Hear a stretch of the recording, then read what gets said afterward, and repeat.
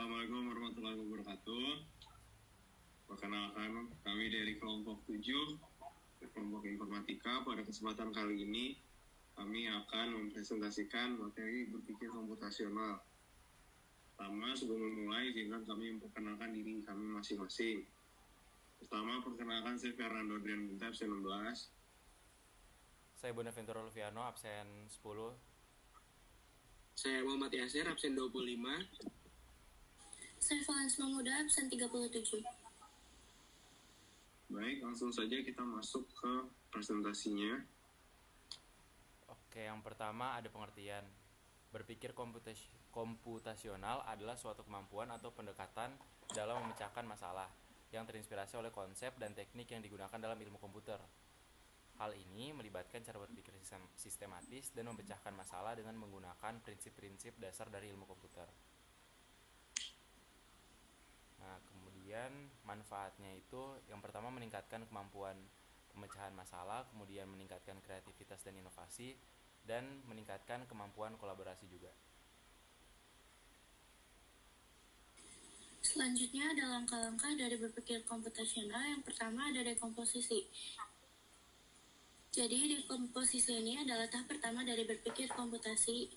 Nah, di tahap ini itu masalah dipecah menjadi lebih kecil dan sederhana.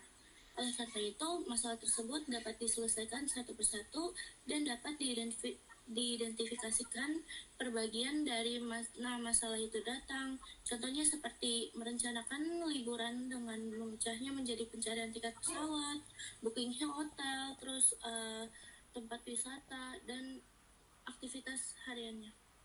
Next. Selanjutnya ada pengenalan pola.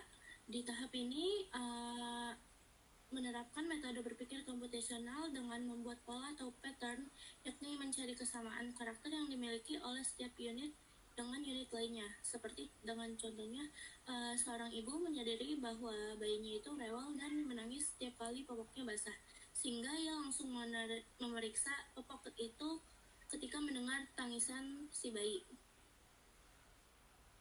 Lalu lanjut ke abstraksi. Tahap ketiga dalam menerapkan metode berpikir komputasional adalah dengan melakukan abstraksi, yakni menyederhanakan masalah dengan membuang segala sesuatu yang dinilai tidak penting dalam suatu permasalahan. Seperti seseorang membuat poster untuk mempromosikan suatu acara pensi dengan hanya menampilkan informasi penting, contohnya nama acara, tanggal, tempat, dan juga harga tiket. Lalu ada algoritma, merupakan langkah terakhir dalam menerapkan metode berpikir, yakni melakukan pemecahan masalah sesuai petunjuk secara bertahap. Contohnya, seorang sopir taksi memiliki urutan tetap saat menaikkan penumpang. 1. Tepikan mobil. 2. Tanyakan tujuan. 3. Nyalakan argometer.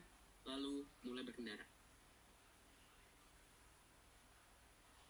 Baik, selanjutnya kami akan membahas salah satu contoh soal yang merupakan penerapan dari berpikir komputasional. Di sini ada soal Bobo diminta oleh ayahnya untuk mengisi penuh 3 buah ember dengan air. Nah, di rumah Bobo itu hanya ada 2 pancuran air yang dapat digunakan untuk mengisi ember-ember tersebut.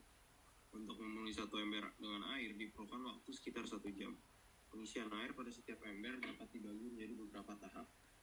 Nah, yang ditanyakan dari soal ini yaitu berapa waktu tersingkat yang diperlukan untuk mengisi penuh ketiga ember tersebut. Nah, kita dapat menerapkan metode berpikir komputasional dalam menyelesaikan permasalahan ini. Pertama, kita bisa membagi cara kita mengisi ember ini. Misalkan di sini kita bisa isi 2 ember terlebih dahulu sampai setengah penuh, dan kedua ember ini bila diisi setengah penuh secara bersamaan memakan waktu total durasi sekitar setengah jam. Setelah itu kita bisa isi 1 ember yang masih kosong bersama dengan salah satu ember yang udah terisi setengah penuh tadi.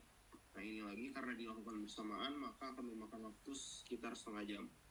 Nah, selanjutnya setelah salah satu ember itu terisi penuh, isi kedua ember yang masih setengah penuh terisi air tadi. Dan ini juga akan memakan waktu setengah jam menggunakan 2 keran tersebut. Bila ditotalkan, maka waktu tercepat yang dapat kita perlukan untuk mengisi penuh ketiga ember tersebut itu 1 jam 30 menit. Baik, mungkin sekian presentasi yang dapat kelompok kami sampaikan. Kurang lebihnya mohon maaf bila ada kesalahan kata. Dan dari kami, wassalamualaikum warahmatullahi wabarakatuh. Terima kasih.